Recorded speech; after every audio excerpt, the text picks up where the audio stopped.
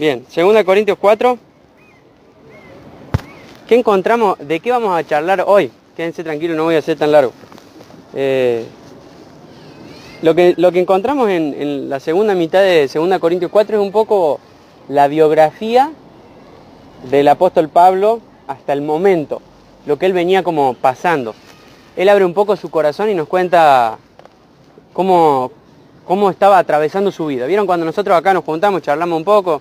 ¿Cómo andás? Bien, bueno, ando con estos problemas o estos temas y contamos un poco qué tal, justo bueno, ahora contamos un poco qué tal el año, cómo fue nuestro año. Estamos llegando a un tiempo donde siempre vieron uno como que se analiza, hace un balance, a ver qué estuvo bueno, mal, qué cosas hice mal, qué cosas hice bien. Y si Pablo hoy estuviera en una almuerzo de fin de año y le diéramos la posibilidad de contarnos un poco cómo viene su ministerio, ¿no? Si estuviéramos en esa época, él nos diría algunas cosas de las cuales él cuenta en 2 Corintios 4 en adelante. Quizá esto es lo que diría Pablo en una cena de fin de año, en una fiesta de fin de año. Quizás si él haría un balance, no solo del año, sino de lo que él viene a partir de que es cristiano, se haría un poco de lo que encontramos acá, en 2 Corintios 4, del 7 en adelante. ¿Qué pasaba con Pablo? Él era muy criticado en cuanto a si él realmente tenía autoridad de parte de Dios para enseñarle a los demás cristianos. Entonces él como que era siempre puesto en tela de juicio, lo que él hacía, siempre negaban que él era un apóstol porque no había estado con Jesús. Y eso era algo que él tenía que cargar, tuvo que cargar toda la vida con eso, porque siempre lo desacreditaban. Le encontraban algo y lo desacreditaban, y él siempre, en muchas cartas, él tiene que defender su apostolado. Y con lo que vamos a ver hoy vamos a entender de que realmente él era un siervo de Dios. Que frente a las críticas de la gente, él podía mostrar así su vida y no quedaba ninguna clase de duda de que él era un siervo de Dios. Pero no olvidemos esto, como por lo que vamos a charlar hoy, de que él era una persona muy criticada, muy puesta en tela de juicio, no por su conducta o carácter, sino por cosas con respecto a la autoridad. No existía el Nuevo Testamento como lo conocemos hoy. Entonces, claro, ¿qué sabe vos si él había estado o no, o había visto o no a Jesús? Y eso lo usaban muchos y el diablo lo usaba mucho, ¿no? Para poder quitarle crédito a la vida de Pablo, ¿sí? Ahora, ¿qué dice el versículo 7? ¿Cómo se consideraba Pablo? Y cómo les recordaba a los corintios que se deberían considerar. Tenemos este tesoro, hablando del Evangelio, ¿en dónde? En vasos de barro, para que la excelencia del poder sea de Dios y no de nosotros. Entonces Pablo dice, bueno, vos criticame todo lo que quieras, atáquenme todo lo que quieras. Yo soy un vaso de barro, no tengo nada que defenderme a mí. Todo lo que Pablo tenía como ganancia antes, ahora era para él algo que no era valioso. Él consideraba que lo único valioso que él tenía para dar era el Evangelio de Jesús. Y nosotros igual. Quizá ustedes ven y bueno, no tenemos una gran vida o no tenemos un gran pasado, y Pablo era igual, pero él tenía algo para ofrecer, el Evangelio. Y ese Evangelio era lo más precioso del universo. Pablo lo llama en el versículo 7, ¿qué? ¿Cómo lo llama? Un tesoro. Pero ¿cómo llama a su propia vida, a su propio cuerpo? Un vaso de barro. ¿Cuáles eran las características de un vaso de barro? Frágil. Era algo barato. ¿Qué más? Fácil de hacerlo, fácil de conseguirlo. No tenía lujos. Fácil de romper, y por eso entonces también era fácil de reemplazar. Y fíjense cómo son estas características, como Pablo se consideraba a sí mismo y cómo también consideraba a los demás. A veces como cristianos pensamos de que la excelencia somos nosotros y de paso tenemos el Evangelio. Y Pablo dice, no, la excelencia ¿dónde está? Está dentro. Lo hermoso ¿dónde está? Está dentro. Está en el poder de Dios, no en nosotros. Nosotros somos los portadores. Y es interesante entender esto porque nos ayuda a entender que tenemos algo para dar a la sociedad, al mundo, a los amigos que están en el laburo, en la escuela. Tenemos algo para dar, tenemos el Evangelio, ¿sí? Y eso es el poder, dice Romanos, el poder de Dios para salvación. No tu vida. Tu vida tiene que estar acorde con el evangelio que predicas. Porque si vas a predicar un evangelio y vivir como vos querés, medio como que no va a haber mucha... no va a estar muy pareja la cosa. Pero sin embargo, aunque nunca somos perfectos, sin embargo, Dios nos manda a que nosotros prediquemos el evangelio, compartamos del evangelio. De eso hablamos un poco la semana pasada. ¿Se acuerdan qué era el evangelio o qué ejemplo usa Pablo para hablar cuando el evangelio transforma a una persona? Usa un ejemplo muy viejo, de Génesis 1. ¿Quién se acuerda? Bien, que en el principio dice la Biblia que Dios dijo sea la luz, y fue la luz. Y Pablo dice en el versículo 6, que el mismo Dios, que es el que hace que de las tinieblas resplandezca la luz, resplandeció en nuestros corazones para la iluminación del conocimiento de la gloria de Dios en la faz de Jesús. Es decir, que Dios, así como en Génesis 1 dijo, sea la luz y todo fue luz, en nuestros propios corazones, cuando escuchamos de Jesús, nosotros también tuvimos la luz de Dios. ¿Sí? Pero no podemos quedarnos acá. No podemos quedarnos con esto. El jueves compartimos acerca de la importancia de salir ¿a qué? A pescar. De que si una persona dice, imaginémonos que viene alguien y nos dice, che, hace 12 años que no saco ni un pescado. ¿Y cuánto hace que no va a pescar? 12 años. Sería más o menos claro. ¿Por qué no saca pescado? Porque no va a pescar, ¿no? Y si nosotros como cristianos no compartimos de nuestra fe, es lógico que no crezca la iglesia, por ejemplo. No tendría por qué Dios hacerla crecer si no vamos a pescar. Un pescador que dice, no, hace 12 años que no tengo ningún pescado, pero hace 12 años que no sale a pescar, lo lógico es que, bueno, culpa de él. y si bien la salvación o la condenación de la gente no descansa y no depende en última instancia de nosotros, sí está en nosotros la responsabilidad de compartir el evangelio. Y eso va a ser de lo que vamos a dar cuenta delante del Señor. Entonces, Pablo tenía una vida caracterizada por esto. Él era un buen pescador de almas, ¿no? Él salía y compartía el evangelio en todo lugar, en toda situación, a tiempo, fuera de tiempo, en las plazas. Lo vemos hablando de Jesús en un barco, lo vemos hablando de Jesús en una sinagoga, en un templo judío, lo vemos hablando de Jesús en cualquier situación, en una casa, junto al río, dice la Biblia, en varios lugares. Él compartía su fe porque no confiaba en él, confiaba en el poder de Dios a través de él. ¿Sí? Pero el cristianismo, para todos aquellos que estamos acá y queremos empezar a transitarlo, tenemos que saber que no es una invitación a una vida fácil, a una vida cómoda. ¿Sí? Podemos observar la cantidad de gente que hay hoy en el río y los que somos nosotros. Y si hacemos un cálculo nos damos cuenta fácil de la diferencia que hay numérica. La gente no quiere seguir a Dios. Ninguno quiere obedecerle, agradarle, amarlo, honrarle. No quieren, nadie quiere. Y si nosotros queremos, automáticamente nos encontramos en contra de toda esta corriente. ¿Sí? La corriente más grande que ustedes van a ver acá en el río no es esa que se ve ahí en el agua. Es cómo vive cada persona que está acá.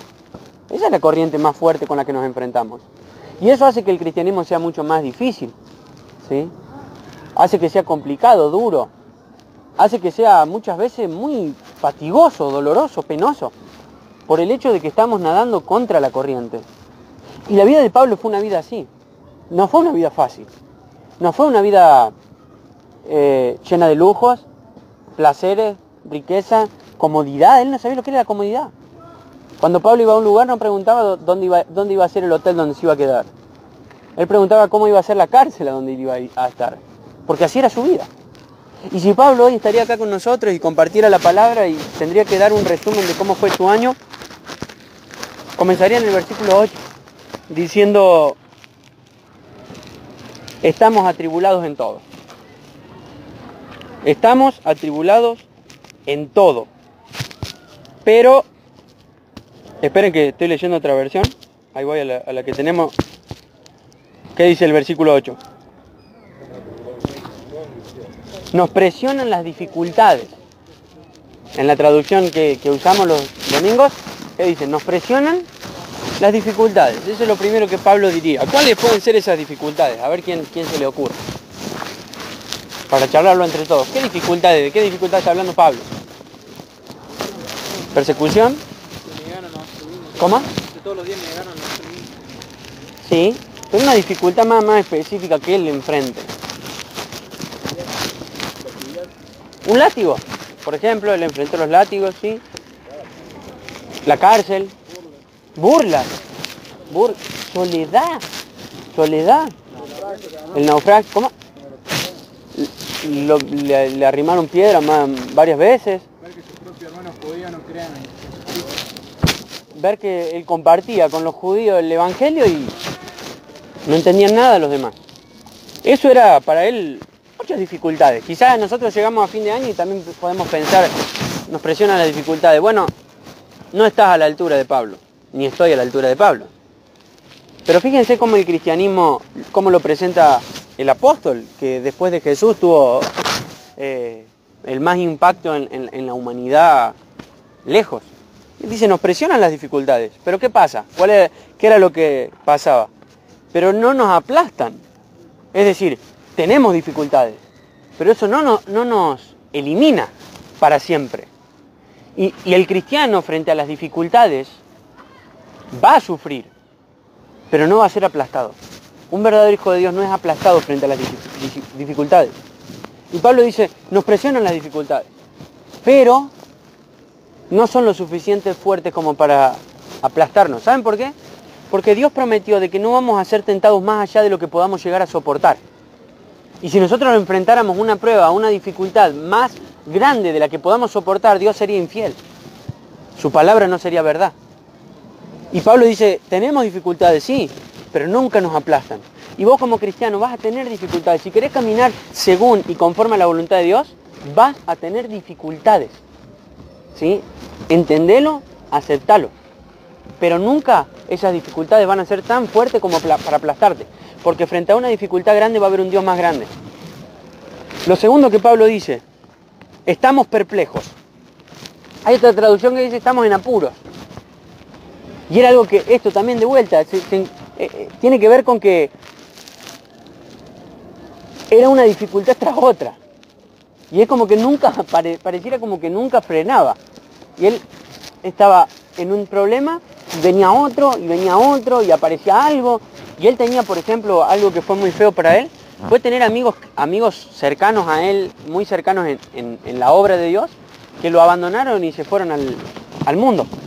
Hay uno que él menciona que se llamaba Demas. Él en la carta a Timoteo le dice, Demas me abandonó amando este mundo. Y todos estos apuros, dificultades y cosas que él pasaba día a día también eran una carga para él. Sin embargo, cualquiera de nosotros podría perder los estribos y ¿qué hace? No, abandono. Pero Pablo dice, no caemos ¿en qué? ¿Cómo? En la desesperación. Porque sabía que más allá de todo el control lo tenía Dios.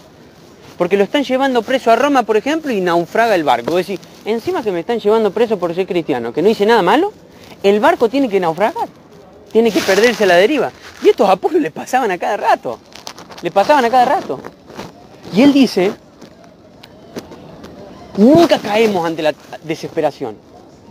Entonces lo primero que tenés que saber en el camino del cristianismo es que va a ser difícil, pero nunca tan difícil como para aplastarte. ¿Sí? Y cuando vos sientas de que estás en una situación que decís, de esta no salgo, recordá, sí salís. Porque hay un Dios más grande que la dificultad.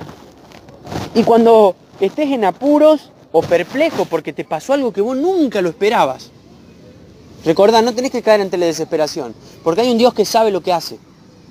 Hay un Dios que está por encima de la dificultad o del problema y sabe lo que hace. Y yo tengo que confiar y descansar en Él. No es fácil hablar de esto. Lo difícil es estar en la prueba. Pero Pablo, si hoy hablara, nos contaría, miren, las dificultades nunca frenan, pero nunca me han aplastado. Miren, en un montón de situaciones quedo perplejo, porque pasan cosas que realmente me ponen en apuro y yo nunca pensé que iban a pasar. Pero no caigo en la desesperación. Hay un Dios que tiene todo bajo control. Y dice el versículo 9, encima, somos perseguidos. ¿Sabe lo que es ser perseguido? literalmente, que está... Pablo no podía estar a lo mejor en un lugar como el que estamos hoy tranquilos. Porque nosotros podemos cantar, podemos predicar, podemos mostrar que todos estamos con una Biblia y que somos cristianos y nadie nos va a decir nada. Porque se respeta otra religión. ¿Cómo es esto de culto que se llama? Libertad de culto. Y no nos pasa nada, pero Pablo no tenía esa libertad. Y en muchos lugares a donde él iba, él era sacado de la ciudad.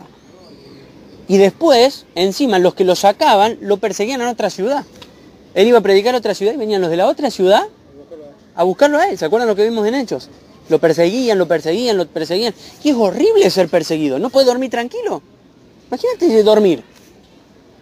Que no sabe que si en cualquier momento, anda a saber, en los momentos en los que no estaba en la cárcel, cuando dormía en alguna casa, que no te rompan la puerta y te agarran y te azotan, te meten preso.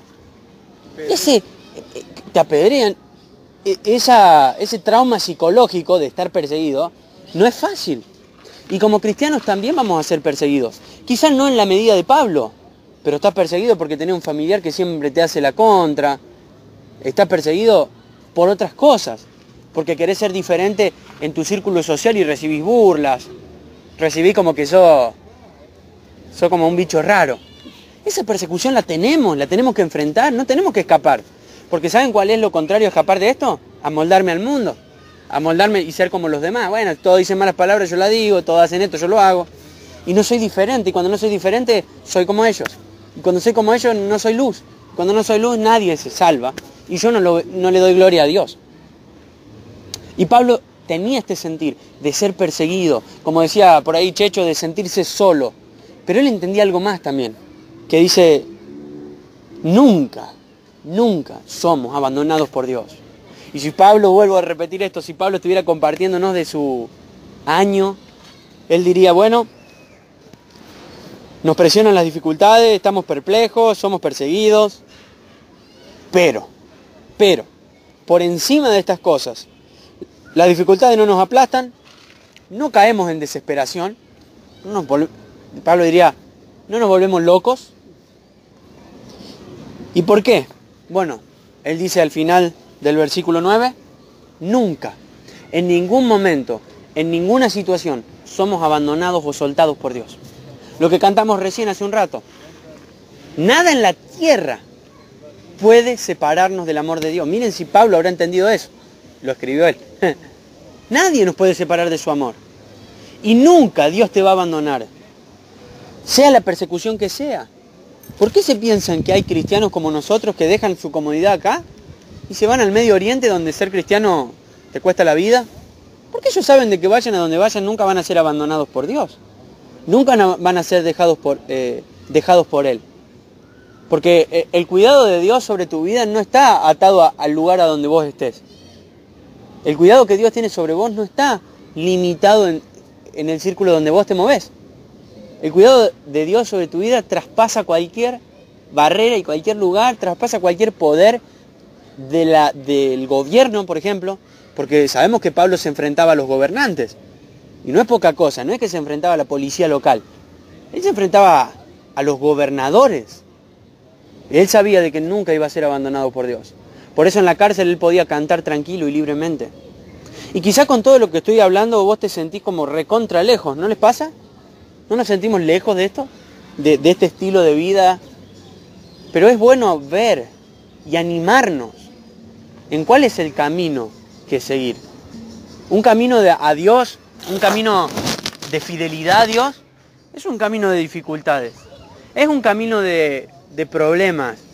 Es un camino de persecución. Pero nunca es un camino solo sin Dios. Y es mejor estar con Dios y con todas las dificultades que estar con todos los lujos pero sin Dios. Porque eso tarde o temprano se va a ir, se va a terminar. El versículo 9, a la mitad, dice, muchas veces somos ¿qué? Derribados. Es decir, nos pegan fuerte. No, pero no estamos destruidos. Pablo era derribado porque estaba predicando en alguna ciudad y lo metían preso. Y claro, no podía predicar más. Y él era de alguna manera muchas veces derribado. Pablo también acarreaba sus pecados. Él tenía pecado. Y él sabía que él era un vaso de barro. Y que si él estaba en el ministerio, como vimos el domingo pasado, era gracias a qué de Dios. ¿A la qué de Dios? ¿Se acuerdan? A la misericordia de Dios, a la gracia de Dios. Y él sabía que muchas veces era derribado. ¿Y nosotros lo somos o no? ¿Cuántas veces somos derribados? ¿Por algo externo o por algo nuestro? Somos derribados. Muy derribados. Pero él sabía que nunca iba a ser destruido. Nunca. Jesús dijo una vez, teman, no teman, perdón, a los que matan o pueden matar el cuerpo. Teman más bien ¿a quién? Al que puede matar el alma y destruirla en el infierno. Y Pablo entendía de que Dios es quien tiene las almas y los corazones en sus manos. Y que lo que le puede hacer el hombre va y viene. Nadie puede arrebatarte del cielo. La salvación es un don que no se puede perder. Y Pablo lo entendía, puedo ser derribado pero no destruido. ¿Saben lo que dijo él cuando estaba preso, lo último antes de morir? Dijo, estoy preso, mas la palabra de Dios no está presa. La palabra de Dios sigue corriendo, sigue haciendo su obra. Y esto ha pasado a lo largo de la historia. Nosotros tenemos que proclamar la palabra de Dios. Y podemos ser derribados, quizás nosotros, pero como un vaso de barro es fácil de reemplazar, así que estamos tranquilos. Porque la obra de Dios no descansa en nosotros. Lo sabía muy bien Pablo. Yo creo que donde más lo aprendió es en la cárcel. Porque si hay un lugar donde no puede hacer nada, en la cárcel. Y él, sin embargo, veía cómo la iglesia crecía y avanzaba, a pesar de él. Y él entendía de que él podía estar o no, pero la obra de Dios seguía. Y Pablo dice, bueno, podemos ser derribados. Nunca va a ser destruida la obra de Dios. Nunca. Nunca. Entonces, otra de las cosas que más nos contaría Pablo es que, dice el versículo 10, mediante todo este sufrimiento. Porque uno dice, qué linda vida, ¿no? Ni loco soy cristiano así. ¿Cuál es el propósito de esto? ¿Qué? ¿En serio ser cristiano es venir a sufrir? ¿Cuál es el propósito de todo esto? Versículo 10, mediante el sufrimiento, dice Pablo, nuestro cuerpo sigue participando de la muerte de Jesús, para que la vida de Jesús también pueda verse en nuestro cuerpo. Mediante el sufrimiento, nuestro cuerpo puede participar de la muerte de Jesús. Porque si había alguien que ya había sufrido por Pablo, era Jesús. Porque si hay alguien que ya sufrió por vos, es Jesús. Y cuando nosotros analizamos nuestra vida al lado de la vida de Jesús, ahí nos vemos como deudores. ¿Saben cuándo una persona que dice ser cristiana se aleja del cristianismo porque es demasiado duro? Cuando deja de mirar a aquel que sí vivió una vida dura. Cuando nosotros decimos, bueno, este es el pack del cristianismo, toma, ¿cuál es el pack? Dificultades, desesperación, dificultades, estar perplejos, ser perseguidos, derribados, sufrir. Y vos lees todo esto y decís, o cualquiera de ustedes lee esto y dice, yo no quiero ser cristiano, gracias. Me busco otra religión. Prefiero depositar mi fe en otra cosa. Algo que no me cause tanto dolor. Y nos enfrentamos con el cristianismo crudo en este pasaje. Porque es la biografía de Pablo. Es lo que él nos está contando. Nosotros quizás si habláramos, bueno, el domingo que viene lo vamos a hacer y vamos a compartir un poco de nuestra experiencia. Van a quedar todas en el piso al lado de lo que contaría el apóstol Pablo. Y está bueno verlo. ¿Por qué? Porque nos ayuda a saber de que nunca lo hemos alcanzado. Tenemos que seguir creciendo y siendo perfeccionados. Nunca estamos a la altura. Y eso nos ayuda siempre a ir por más. Entonces, ¿por qué ser cristiano? Bueno, cuando nosotros vemos lo que Jesús sufrió por nosotros, y encima Él sin pecado, ahí es cuando nosotros entendemos de que sufrimos por Él, porque Él sufrió por nosotros. Es la forma mínima de devolverle algo. Y miren, nunca vamos a sufrir en la medida de Jesús. ¿Por qué? Porque Él sufrió sin merecerlo. Y sufrió lo que ninguno de los cristianos van a sufrir. El castigo de Dios. Eso es sufrir. Sí, Gus. Está bueno en esta parte, en esta versión, la 60. Llevando en el cuerpo siempre por todas partes la muerte. Claro.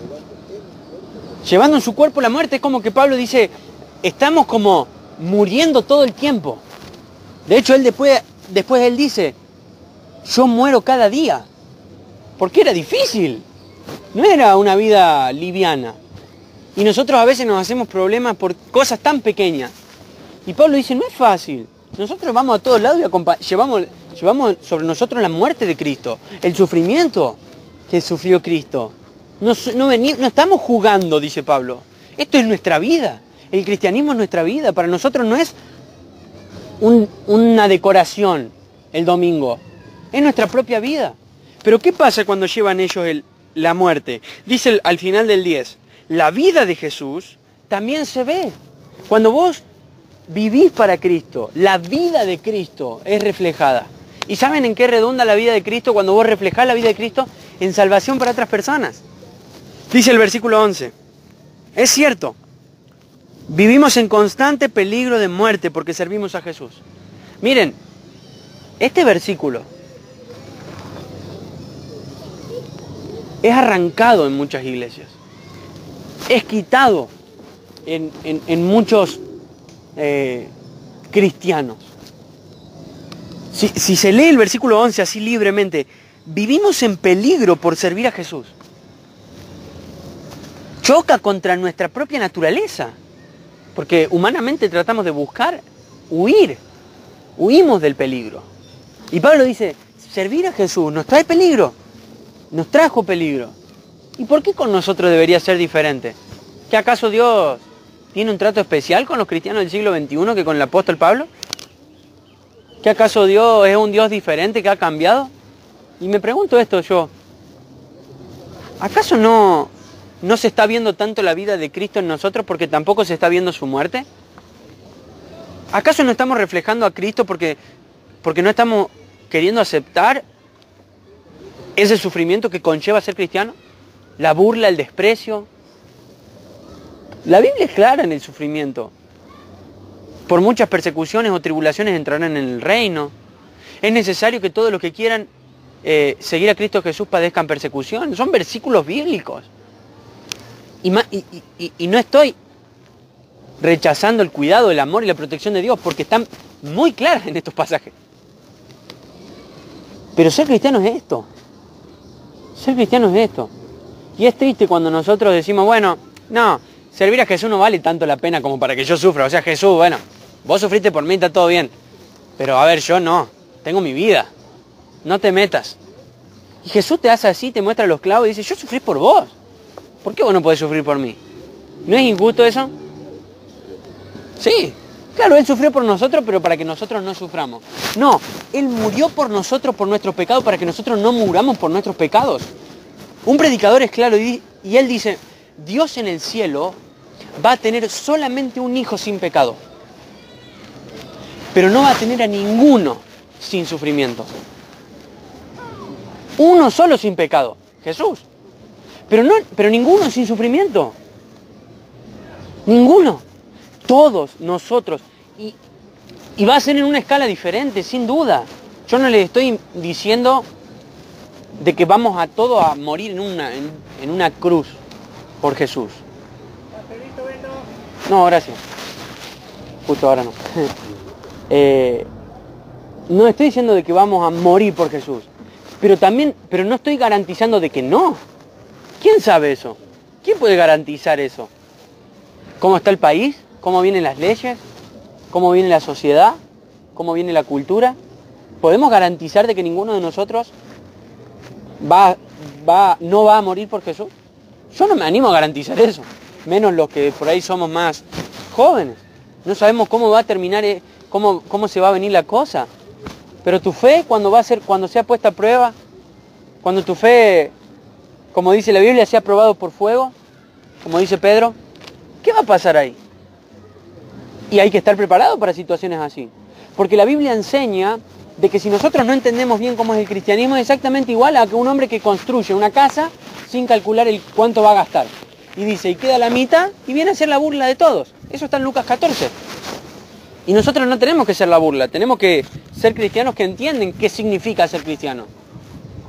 Y nosotros tenemos que llevar en nuestro cuerpo la muerte de Jesús, para que la vida de Jesús también sea manifestada. Y Pablo dice en el 11 claramente, vivimos en peligro de muerte, y explica el por qué. Porque servimos a Jesús. No porque nos echamos algún moco, no. Sufrimos porque servimos. Claro, ¿Por qué a veces entonces no sufrimos? Porque no servimos. Porque no servimos a Cristo. Porque le ponemos a nosotros, a Dios, nuestras reglas. Un Dios a la carta. Bueno, esto sí, esto no. ¿Vieron cuando uno va a un restaurante? Esto sí, esto no. No podemos servir a Cristo así. Es todo o nada. Y ni quiero entrar en detalle en aquellos que le pusieron algunas condiciones cuando dijeron, Señor, te seguiré donde quiera que vayas. Ahí Jesús fue claro. No, mirá, esto es así. Jesús, te voy a seguir, pero dejá que primero entierre a mi padre.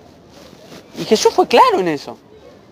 El joven rico que tenía todos los mandamientos guardados de su juventud, en teoría, pero no quiso vender posesiones.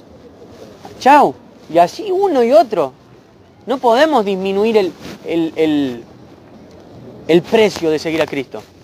Ahora, ¿saben cuándo esto encaja y cuándo esto es verdad y cuándo esto vale la pena? Cuando vemos el valor de Jesús.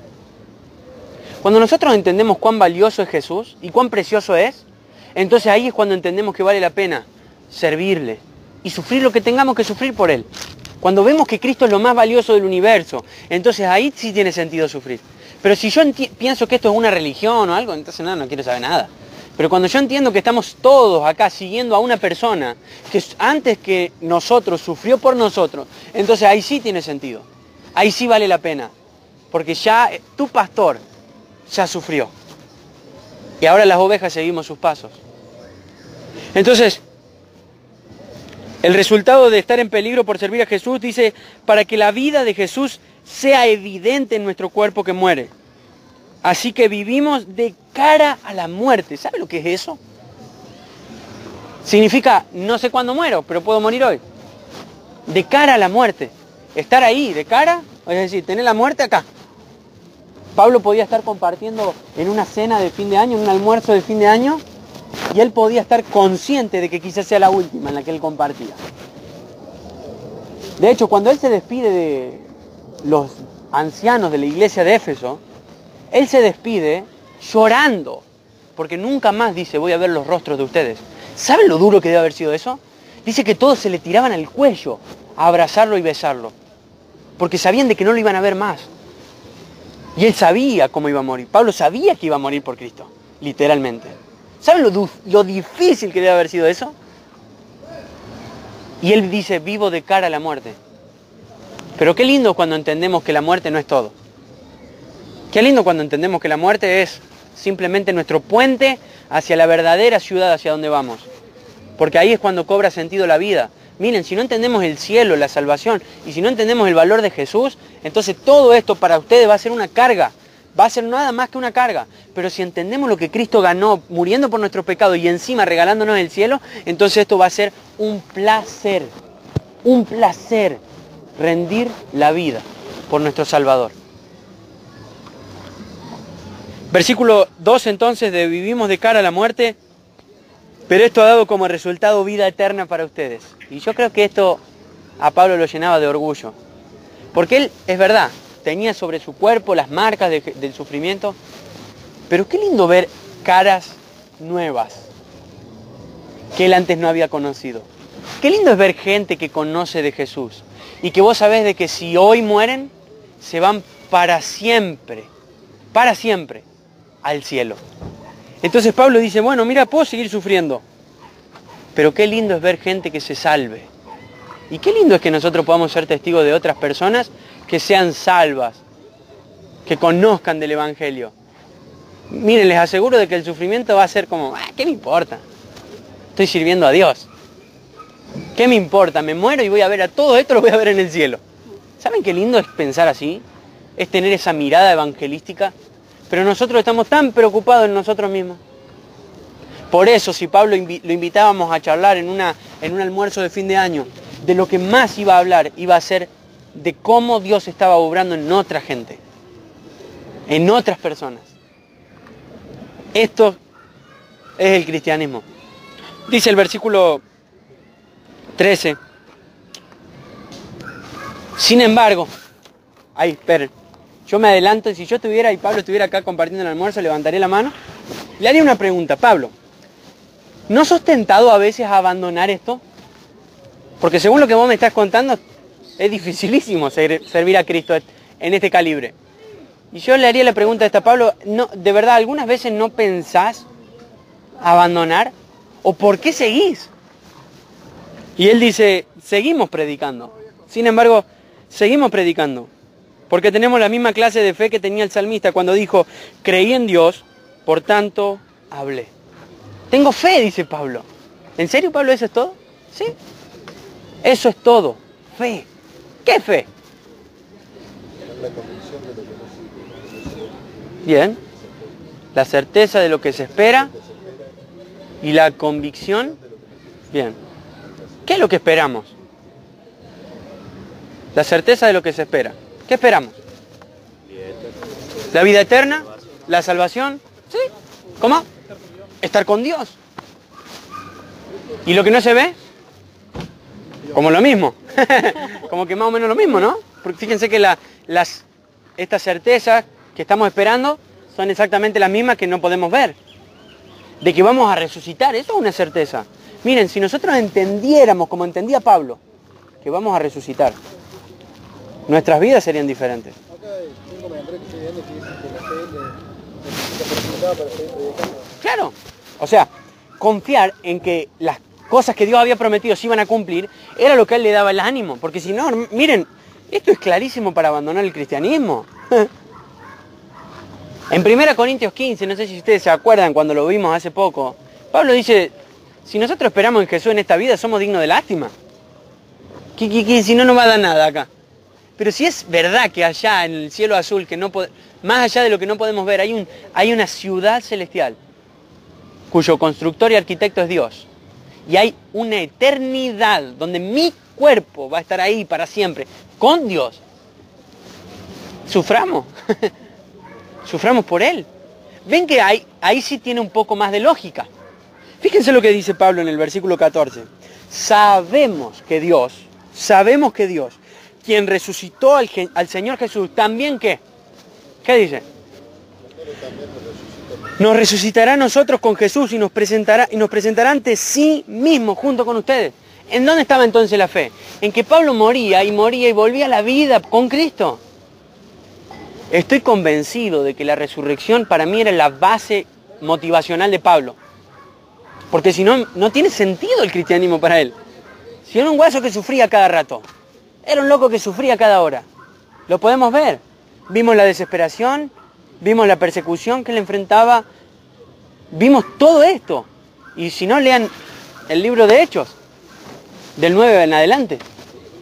Cada vez más sufrimiento. Y voy a decir, este loco lo peor que le pudo pasar fue conocer a Jesús.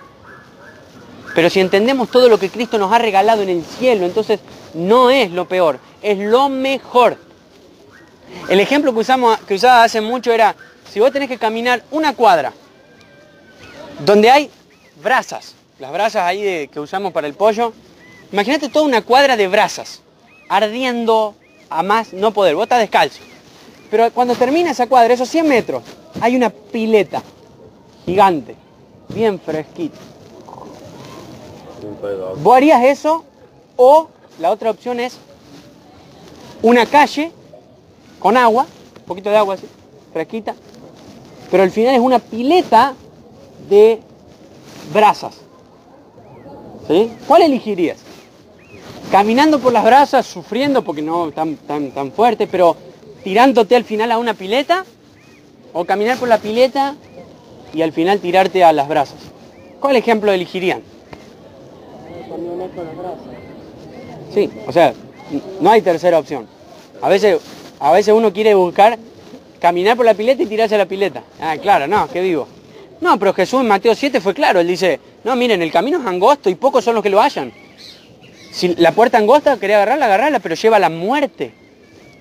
¿Y saben cuál es la particularidad del camino angosto? Es que vos podés ver el final. Dice Jesús que el de angosto lleva a la muerte y no pueden verlo al final. La gente que camina y va hacia la muerte no puede ver el final. Porque si lo pudieran ver y entender, y si pudieran gustar de ese final, solo un minuto, ¿saben cuánto buscarían a Cristo? El camino ancho. ¿Cuánto buscarían a Cristo? Todos. Si solamente a todos se les diera de probar un segundo en el infierno. ¿Cuántos buscarían de Jesús? Todos. Pero es fe, hermanos. Es fe. Por eso Pablo dice, hay fe en que voy a resucitar y voy a estar con Cristo. Y puedo pasar dificultades en esta vida. Dolor, hambre. Hay muchas cosas más que ya las vamos a ver más adelante porque él después hace otra lista. Habla hasta del sueño, de que a veces no podía dormir. Habla del frío. ¿Saben lo que es pasar frío? Cuando él está preso y está por morir, él era grande. ¿Saben lo que le pide en la carta a Timoteo? Tráeme el abrigo. ¿Saben lo duro que debe haber sido eso, Pablo de viejo, diciendo, tráeme el abrigo? ¿Saben lo que debe haber sufrido en esa cárcel? Y habla y dice hasta el nombre del carcelero. Dice, él me ha causado muchos males. No les he tomado en cuenta, pero él me ha causado muchos males. Timoteo, tráeme el abrigo. Qué vida, ¿no? Dios nos invita a lo mismo. Filipenses, en el capítulo 1, dice que a nosotros no se nos ha dado solo la gracia de creer en Cristo, sino de sufrir por Él. Filipenses 1:29. ¿Saben qué significa eso? Que sufrir por Cristo es un privilegio, no un deber que me tocó y bueno, es un honor. Y yo lo veo a Pablo y lo veo como diciendo, esto es un honor, sufrir por Él. Llevo en mi cuerpo la muerte, pero también llevo la vida y da la vida en resultado en vida eterna para ustedes, dice Pablo. ¡Wow! ¡Qué vida!, ¿no? ¡Qué fin de año! ¡Qué añito, diríamos, Pablo! ¿Qué añito tuviste? Y si a mí me invitaran a compartir después de Pablo, yo no paso. Yo no paso porque, bueno, es demasiado. Pero qué vida, ¿no? Qué vida sacrificial, qué vida entregada, qué vida realmente para el Señor. Ahora, para ir terminando, yo me pregunto, ¿por qué Pablo estaba tan obsesionado en que las demás personas se salven? ¿Por qué estaba obsesionado el guaso? O sea, estaba como, tenía la cabeza en eso, ¿no?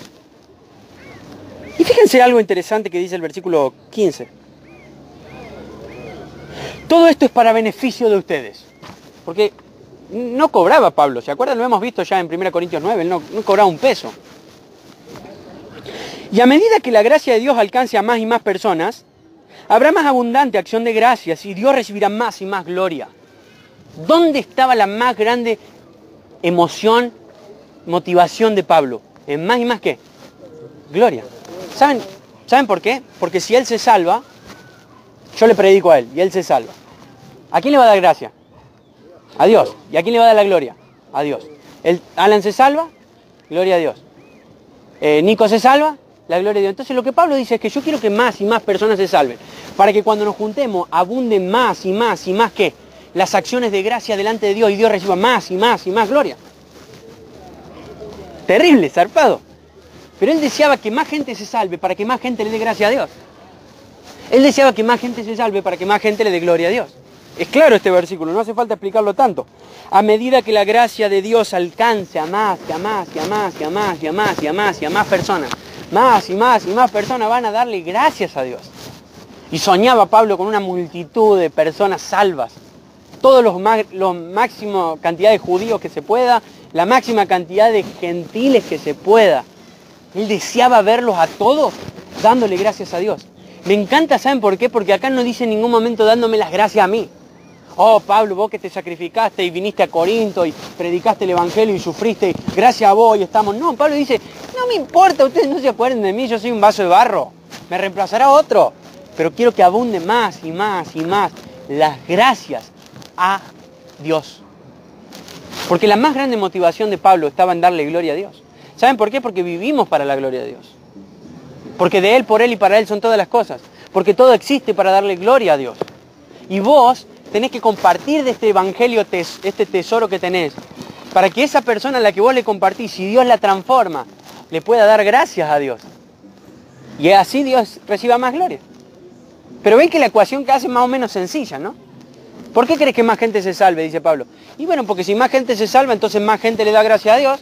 Y si más gente le da gracia a Dios, entonces más gloria recibe Dios. ¿Y qué? ¿Y eso es todo, Pablo? Sí. Pero Dios es más glorificado. Y así, eso es el resumen de... ¿Y sí? ¿Qué otra cosa espera? ¿Por eso crees que más gente se salve? Claro. Porque si se salva menos gente, entonces menos gente le va a dar gracia a Dios. Y Pablo estaba obsesionado con que más gente se salve.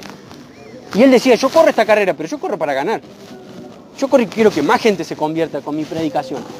Y ojo, él sabía que no descansaba en él la salvación. Pero él sabía de que él tenía que compartir a más gente posible, porque más gente comparta, más posibilidades de salvación. Más gente él comparta, más de Cristo hable, más posibilidades de salvación. Porque a veces decimos, no, bueno, está bien, la salvación descansa en Dios. Sí, descansa en el Señor. La salvación es del Señor, pero no la responsabilidad. Es nuestra la responsabilidad. Porque Romanos 10, que leímos el domingo pasado, ¿cómo creerán en aquel en quien no han oído? ¿Y cómo oirán si no hay quien les predique? ¿O va Dios a crear un megáfono desde el cielo? ¿En quién está la responsabilidad? ¿Quiénes son los pescadores de hombres? ¿Quiénes?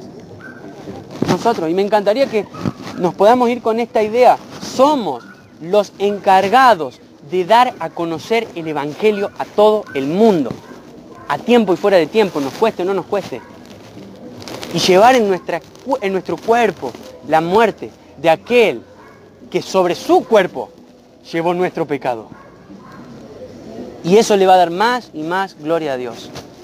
Hoy en día nosotros, o la iglesia en sí, ha perdido de vista darle gloria a Dios. Y por eso pierde de vista la salvación de las personas. Porque estamos preocupados en otras cosas. En que si se tiene o no que festejar la Navidad. En que si hay que cantar de esta forma u otra. La gente es lo importante. Si a Dios le importa la gente. Le importa que se salve la gente. Que conozca de Cristo la gente. No vamos a morir discutiendo por algunos problemas y sin haberle hablado al vecino de Cristo. Qué loco, ¿no? Y lo veo a Pablo y lo veo tan obsesionado con la salvación de la gente. Y si no, bueno, sigamos leyendo Corinto, sigamos leyendo las epístolas, sigamos leyendo Hechos y nos vamos a dar cuenta que el verdadero cristianismo tiene una dirección específica en que más personas conozcan de Cristo Jesús y sean salvas. Versículo 16. Es por esto de que nunca nos damos, ¿cómo? Nunca nos damos por vencidos. Aunque nuestro cuerpo es verdad, se está muriendo si sufrimos a cada rato. Pero nuestro espíritu va renovándose cada día. ¿Por qué se iba renovando el espíritu de Pablo cada día? Porque veía a otra gente que se salvaba. Porque conocía más de la gloria que Dios estaba recibiendo con más personas salvándose. Su espíritu se renovaba, se rejuvenecía. Porque podía disfrutar del crecimiento de la iglesia. Porque él podía estar preso, pero no la palabra de Dios. Y Pablo dice en el 17, nuestras dificultades actuales son pequeñas, no durarán mucho tiempo. Sin embargo, nos producen una gloria que durará para siempre y que es de mucho más peso que las dificultades. Así que no miramos las dificultades que ahora vemos. En cambio, fijamos nuestra vista en cosas que no pueden verse. Pues las cosas que ahora podemos ver pronto se habrán ido, pero las cosas que no podemos ver permanecerán para siempre. Me encanta, me parece un himno. Pablo dice, no me doy por vencido. No bajo los brazos. Y él en este almuerzo de fin de año nos compartiría diciendo, gente de Despeñaderos, yo no bajaría los brazos, yo no bajo los brazos. Mi espíritu, mi cuerpo puede sufrir, mi espíritu se renueva. Mi cuerpo puede sufrir, pero yo sigo llevando la vida de Cristo. Y estas dificultades son pequeñas, son leves. ¿Saben a qué se refiere cuando dice que son pequeñas? Está hablando de las cárceles, de lo que nosotros nos diríamos que es lo peor que le puede pasar a un cristiano. Pablo dice, son leves. ¿Por qué son leves? Porque las comparaba con algo. Si vos comparás estar en preso con estar en tu casa viendo tele, obviamente que la cárcel es horrible. Pero si vos comparás con la cárcel, con la gloria del cielo, la cárcel no es nada. El problema es dónde estamos comparando. Porque nosotros estamos acostumbrados a la comodidad. Somos occidentales. Y si comparás estar preso con estar en tu casa viendo Netflix, sin duda, totalmente, vas a decir que la cárcel es lo peor. Pero si Pablo comparara estar en la cárcel con estar muerto en su pecado, con camino al infierno, él dice, déjenme en la cárcel, porque en la cárcel voy directo al cielo. Y la gloria que está viniendo, la gloria que voy a recibir, no es comparable, dice Pablo, con lo que ahora estoy pasando. Y eso es algo que él se debe haber recordado todos los días. Pablo cada día al despertarse, abrir los ojos y ver que estaba entre 4 paredes totalmente en oscuras, él tenía que decirse a sí mismo, voy hacia la gloria, voy hacia el cielo, esto no es lo único que queda, soy eterno, mi cuerpo va a morir, pero voy a resucitar y voy a estar con Cristo. Él se lo tenía que estar recordando todo el tiempo. ¿Sabes lo que es despertarte en una cárcel? ¿Sabes lo que es no poder dormir boca abajo? Dicen los historiadores que las personas después de ser flageladas con látigos tardaban 6 meses en volver a ponerse una túnica. 6 meses. ¿Sabes lo que deben de ser esas heridas abiertas? Él 5 veces fue azotado así. Naufragio, cárcel, dolor, sufrimiento, tristeza, todo esto. Él tenía que despertarse todos los días y recordarse de que él se iba al cielo. Si no, no hay forma. No hay forma, porque todos nosotros hoy nos vamos a dormir y nos despertamos en nuestra casa. Él se iba a dormir y se despertaba en la cárcel. Y él tenía que recordarse y decirse a sí mismo, soy eterno, me voy al cielo. Estas cosas que él le predica a los corintios, él se las tenía que predicar a sí mismo. Él tenía que recordarse quién era y a dónde iba. Él tenía que recordarse lo que Cristo había ganado en la cruz. Y si un día estoy en Bower, por ser cristiano, y abro los ojos y estoy ahí en la cárcel, tengo que abrir Corintios, tengo que abrir la Biblia, tengo que abrir Hebreos, tengo que abrir Romanos, y tengo que recordar hacia dónde voy, porque si no voy a querer tirar todo. Voy a querer abandonar mi fe. Y voy a tener que recordar que soy una persona eterna, que mi salvación, la que compró Jesús, es una salvación que va directo hacia el cielo, que Él me preparó un lugar, como dice Juan 14, y que Él pagó por mis pecados no solo para que tenga el perdón ahora, sino para que pueda ser aceptado como un hijo de Dios. Y Pablo se lo tenía que recordar a sí mismo todo el tiempo. Y hoy me imaginaba a Pablo diciéndose esto a sí mismo. Tranquilo, Pablo, tranquilo. Estas dificultades que ahora tenés, Pablo, tranquilo, no las mires. Fija tu vista en las cosas que no podés ver. Y había mucho que él no podía ver en la cárcel. Fija tu vista en cosas que no podés ver. Porque esas cosas que vos no podés ver van a perdurar para siempre. Esto que ahora vos ves, la cárcel, los azotes, el dolor, la dificultad, la tribulación, la persecución. Tranquilo, Pablo, esto va a pasar. Esto va a pasar. Un día le dieron un gran sabio, le dio un anillo, una parábola, le dio un anillo a un rey. Él quería que este sabio lo capacite para vivir siempre. Y este sabio le da un anillo al rey, y el anillo decía, esto también pasará. Para que el rey sea la situación, en la dificultad en la que esté, el rey pueda mirar su anillo y diga, esto también va a pasar. Si ve que está pasando un momento hermoso, él pueda mirar y decir, esto va a pasar. Y si está pasando un momento triste, también puede decir, esto también va a pasar. Y miren si Pablo no tendrá que haberse predicado de esa forma. Esto también va a pasar, con la espalda rota, quebrada.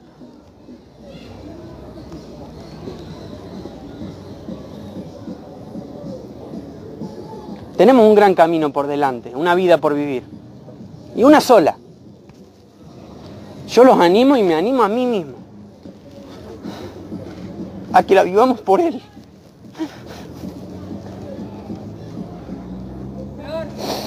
Porque vale la pena. Y porque Él ya lo sufrió por nosotros. Él ya murió en nuestro lugar.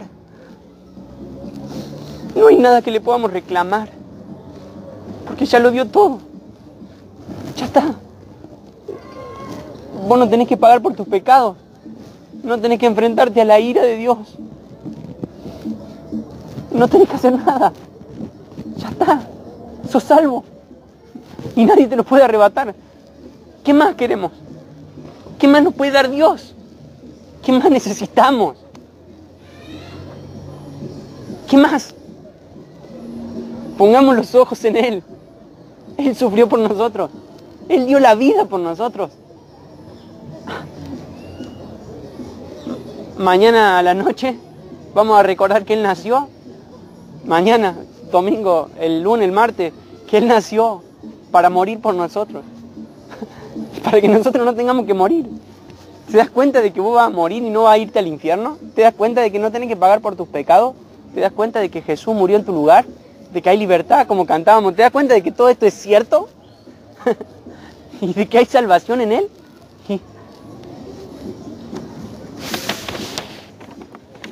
Invirtamos nuestra vida en aquello que no se ve. Si de verdad somos cristianos. O no juguemos más. Pero si de verdad creemos en Jesús, Demos la vida por Él. Demos la vida. Y si algún día nos toca pasar algo feo por Él, gloria a Dios. Porque eso mínimo feo que vos podés haber experimentado te va a hacer recordar de que Jesús ya lo experimentó por vos. Y vas a tener un conocimiento más amplio del sufrimiento de tu Salvador. Porque todo ayuda para bien. Y porque nada puede separarte de su amor. Y yo creo que así terminaría Pablo. Si él compartiera en una cena, en un almuerzo, ateo con la cena, en un almuerzo de fin de año, alentándonos a poner la mirada en las cosas que no se ven, no en las que se ven. Porque las que se ven son, ¿qué dice? Temporales. Pero las que no se ven son eternas y permanecen para siempre. Y te animo en el año que está entrando, que ya falta poquito para empezar, tu mirada esté un poco más en aquello que no se ve. Tu mirada esté un poquito más en el cielo, en Jesús, en aquel que murió por vos. Y un poquito menos en vos y en las cosas de este mundo. Y un poco más atento y un poco más dispuesto en dar a conocer a este Jesús en el que decimos creer. Porque hay mucho por hacer todavía. Porque la mies es mucha y los obreros son muy, pero muy pocos. Muy, pero muy pocos. Vale la pena, gente. Vale la pena dar a conocer a nuestro Maestro. Pero vivamos para Él. Enfrentemos lo que tengamos que enfrentar. Sabiendo de que ya está. Nadie nos puede arrebatar de su mano. ¿Podemos ser, como leímos, aplastados? No. ¿Podemos ser derribados? Bueno, sí, pero no destruidos. ¿Podemos ser perseguidos? Sí, pero nunca abandonados por Dios. Este es el cristianismo. No hay más. Esto es ser cristiano, esto es ser como Cristo. Y si les quedó alguna duda con respecto a que esto era para Pablo y no para nosotros, lean 1 Corintios 11:1. Pablo dice, sed imitadores de mí. Sed imitadores de mí, así como yo de Cristo. ¿Sí? Oremos.